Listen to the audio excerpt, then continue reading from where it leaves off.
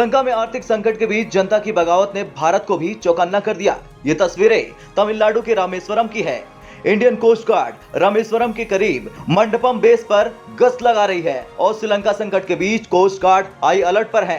दरअसल श्रीलंका में जारी संकट के बीच इस बात की आशंका बढ़ गई है कि शरणार्थी अवैध तरीके से भारत में घुसने की कोशिश कर सकते हैं। पहले भी इसी रास्ते श्रीलंका में बसे तमिल मूल के लोग भारत आने की कोशिश कर चुके हैं। दरअसल वहां खाने तक का संकट है और नौकरी पेशा तमिलों को भारत में काम करने और यहां बसने की उम्मीद नजर आ रही है। वहीं दूसरी तरफ भारत अपने पड़ोस में पैदा हुए संकट पर लगातार नजर रख रहा, लेकिन वहां के तमिलों को लेकर उसकी स्थिति दुविधा वाली है।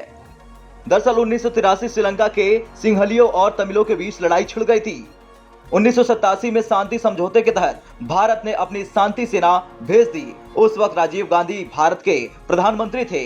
इसमें तय हुआ था कि भारत तमिलों के संगठन LTTE से हथियार डलवा देगा, लेकिन LTTE ने हथियार नहीं डाला। IPKF के खिलाफ जंग छेड़ दी। आखिरकार 24 मार्च 1990 को IPKF का आखिरी बेड़ा श्रीलंका से भारत लौट आया। माना जाता है कि श्रीलंका में भारतीय सेना का यह ऑपरेशन ही राजीव गांधी की हत्या का कारण बना। लिहाजा श्रीलंका के मौजूदा संकट के बीच भारत बेहद संभल कर बयान दे रहा। यही नहीं, जब अफवाह फैली कि भारत अपनी सेना भेज सकता है तो कोलंबो में भारतीय उच्चायोग ने फौरन ऐसी बेबुनियादी खबरों को खारिज कर दिया।